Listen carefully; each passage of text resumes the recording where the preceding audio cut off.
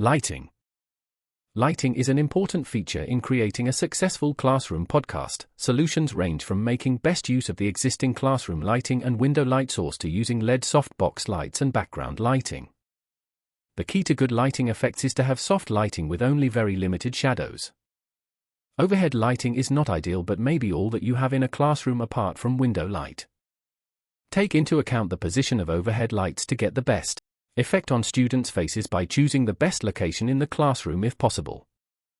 Window lighting can be used for close-ups but not direct sunlight that will create dark facial shadows. LED ring lights are a good starting point for single-person video recording.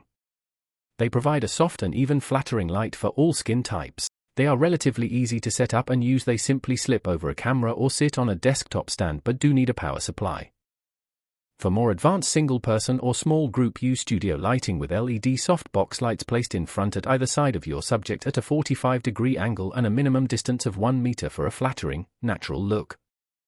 Incorporate background lighting using small LED lights behind your subject to create depth. LED light boxes are a low-cost but very effective way to photograph still or videos of small objects that you might include in a podcast to show fine but well-lit details. Backgrounds are also available both for white or colored backdrops or green chroma backgrounds for imposing video backdrops inserted whilst editing. Soft background lighting should also be placed 1 meter away. We provide all of this lighting equipment individually or in kit form but appreciate that your budget, space, and lesson time frame may be limited unless you are teaching students media studies to create professional podcasts. Classroom learning is about learning about oracy, communication, and group learning skills, not specifically podcast presentations.